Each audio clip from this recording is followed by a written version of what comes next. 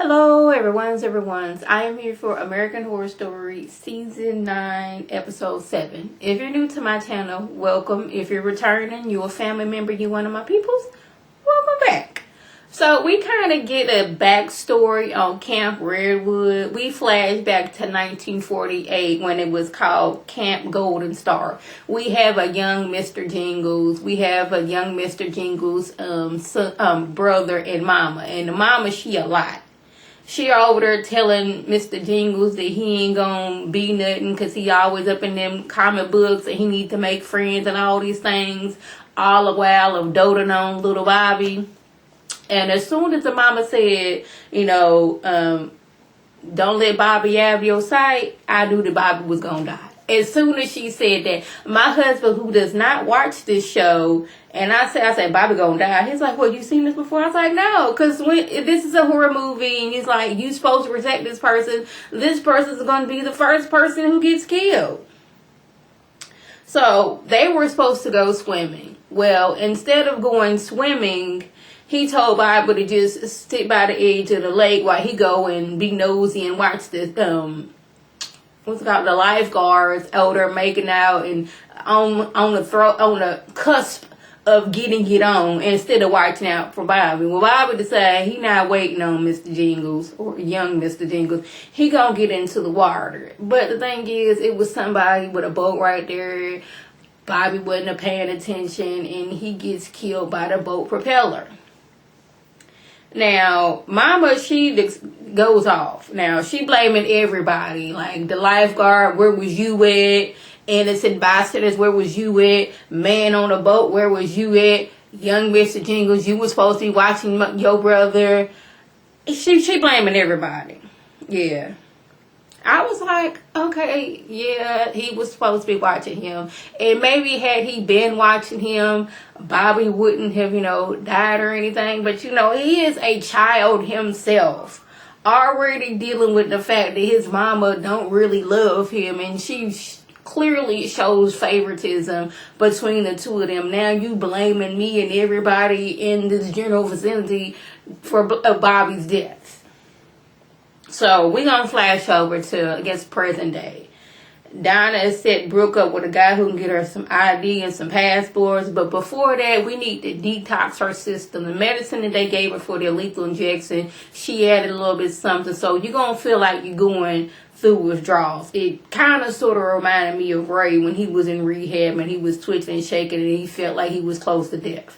That's what Brooke is going through at this current moment. Like, all the pains are feeling like she's detoxing stuff out of her system.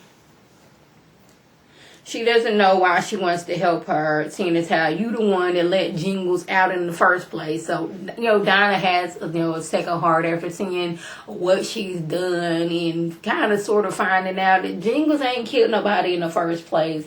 And I met this non-violent man who thinks he's violent out and he starts killing people. She feeling some type of way about that. Like, it's my bad, kind of, sort of. But instead of making a new life, Brooke she's out for revenge and she wants to kill Margaret. I'm like, Margaret gonna get hers one way or another. I just wouldn't want to be going to Camp Redwood of like, you barely escaped with your life and then went to prison and got executed but brought back to life. I would have checked all of them the deuces, dyed my hair, changed my name, probably picked up a little weight, disguised myself, something, and made a whole new life for myself instead of being out for revenge. That's what I would have done. I probably, being mean, seeing Margaret living a good life and all rich and famous, all that stuff, go a few towns over, send a few letters to Margaret saying, I know what you did last summer, some stuff like that, or a few summers ago. That's what I would have done, some mess like that. Keep her scared, like something like that. But like going out to her in this campsite where people have died and then you done seen Ray come back to life, yeah, I wouldn't have been back there, but hey. So they go skating, having them a little good time, and right off the bat, some creepy dude named Bruce is off in the cut while they skating. I noticed him, I was like, yeah, he was the daddy from the first season. I was like, I don't trust Bruce because he was off there looking very, very creepy. Then on top of that, he talking about he going to Camp Redwood. Now, to me, anybody that wants to go to Camp Redwood after all the mess that then went down twice, yeah, I'm looking at you like what you got going on in your life that you want to go to this place where like it's been several murders. Like this is like we find out this episode, but like this is the third time that like some people done got killed here. What you want to go back there for? And then on top of that, you was eavesdropping on our conversation. But instead of going with their first mind, they go to the car and the car kind of is not starting. So hey, Bruce pops up. I know a little bit about car. Let me help y'all out. I believe Bruce is the one that messed up the car so he can come to the rescue in case his first plan, I'm going to Camp Redwood, y'all going to Camp Redwood, let's go together. Like, no, this is, they don't know they in a it's scary movie 101. Like, after, don't go investigate strange noises. Don't pick up random people at random places. You just don't do that. But they do it anyway. And on the way there, they asked them questions they should have asked before he got inside the car. Like, why ain't your girlfriend pick you up here? Well, she don't like to really drive. Now, before that, as soon as they pull off, there was like a missing poster sign. And I couldn't really tell who it was. It looked like some girls. So I'm just assuming it's some girls. So ask them questions they should have asked before they got in the car. Like, hey, where's your girlfriend at? Hey, how come she didn't pick you up? Well, she don't like driving because on this road, when you driving and somebody don't have their headlights on and you flick yours, as a courtesy, like, hey, your headlights off, they would turn around and follow you home and kill you. They was like, you know what, bro? We ain't got no time for this. You got to get up out the car. And she was like, Donna, pull over. And she was looking like, He's like, you can't do that, Donna. She's looking like, he know my name. He know your name because Brooke just said that. But you so unfearful because of the story of him being creepy. You ain't really paying attention to that. So where am I at? So they pull over trying to get him out. He's like, it's so hot, I can get heat stroke. Police pulls up behind them and he shoots a police officer. But they was able to Donna was able to pull off and he was able to fall out the car and they just zoomed on about their way. I was like, yeah, get away from that man and get away from that man now. But then he shoots the, he shot the police officer. I was like, police officer ain't doing nothing to you. But I guess you ain't got it right in the head, so that's what it is. Now, Jingles, he runs into the prankster Jingles back at Camp Redwood, and I was confused because I was like, the prankster who is only there because his mama paid them other dudes to do there. He looked like he didn't have many friends or no friends at all. I'm like, how was he using the restroom? Because he was just sitting there on the side meeting Mr. Jingles, and the way he met him the last time when Mr. Jingles like, yeah, you too pitiful for me to kill you. Like, how are you able to urinate? How is this working? I didn't understand that. But anyways, the other pranksters, they ambush Jingles and are about to kill him. But Montana said we can't kill anybody until the little festival situation that Margaret got going on. He tells them, once he gets back to the room, that he plans to kill Richard. And Montana was like, I seen you kill Richard. He's like, yeah, but he made a deal with the devil. And he killed my son. And I ain't got time for this. So what the group's plan is, excuse me, the first few months of there, they were just wandering around like zombies. They weren't I'm just killing anybody that's alive that walks on the premises. And their plan is, okay, now we know we can kill people and it's fun and all, but we want to kill as many people so some paranormal, investigators can come out and tell us why we are stuck here. This is the plan that they have going on. I was like, okay. But the thing is, they're being terrorized by some lady in white. And he was like, yeah. That's my mom. I'm like, and would be Jingles' mom terrorizing folks.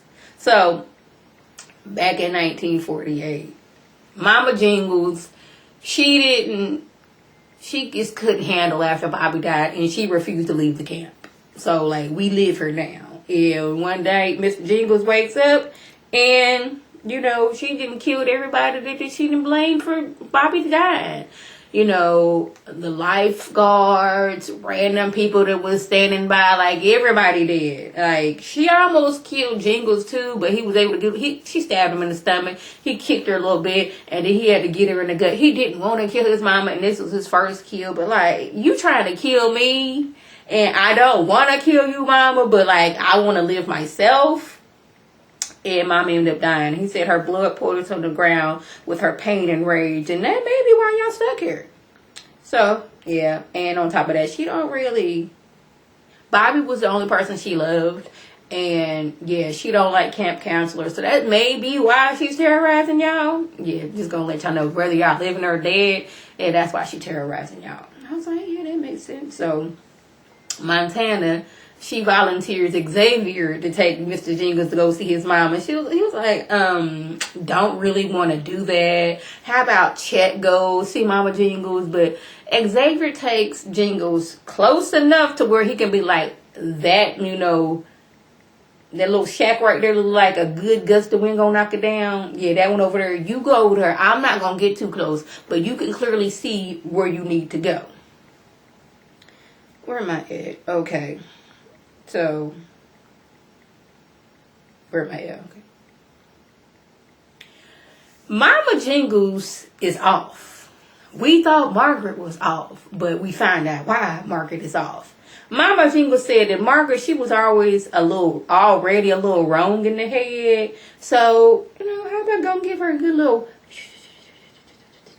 give her a little push, you know, a little push. To get the anger is just the flowing. And he said, I used the only person you cared about and used it to destroy you. Yes, she got into Margaret's head because she was already wrong anyway. She just needed a little push towards anger. And I used her to get back at you. Somebody that you cared about. Mm-hmm. She's mad that the wrong son died and he was a parasite from the day he was born, and I pity your son for having a father like you. He is better off dead. I was like, ooh, she is something else. She like Margaret 2.0. You know, Margaret, you know, she crazy, but you know, Mama Jingles is crazy. So Bruce runs into the back of Donna and Brooke and kills there's a truck right here. Donna and Brooke. Bruce just rams in the police car that he's stolen, rams into them, and they ram into the truck. Truck driver goes out like, what's good? Gets shot. Next thing you know, Brooke wakes up and Bruce is sitting there with a shotgun. Like, where Donna at? Donna is chained to the back of the truck. Now, you have two choices. Either you hit the pedal and drag Donna to her death, or I will shoot you in the face and drag Donna to her death. What's your choice? You live or she live? Or no, you live and, you know, she died or y'all both died. You know, make your choice. She was like, bump this. I ain't like her anyway. But she puts the car in reverse. And when she does that, he hits his head, gets a little disoriented. She grabs his gun and hits him in like almost the femoral artery area in the leg. And Donna, she got enough time for her to get up and still chained up, choke him out with the chains that she was chained up to the truck. I was like, yeah. She's like, what do you do? He tried to kill me. He need to go. That's what I'm doing. I'm choking him to death. Or until he's unconscious. So, they didn't kill him. They just tied him up real good on the side of the road and cut his thumbs off so, you know, he can't hitchhike no more. But I was like, he's shot in the leg region. His thumbs was cut off. He in a blistering of the sun. Yeah, he gonna be gone soon. Brooke wants to go to the camp anyway. She gonna walk. Dinah should have took it and said, you know what? We don't need to be going to Camp Redwood. This was a sign right here that we didn't need to go right here. We need to turn around and go somewhere else. But for some stupid reason, Dinah was like, you know what? I'm going to go with you to the camp too. Let's go. I don't know. People just making stupid reasons. Stupid choices.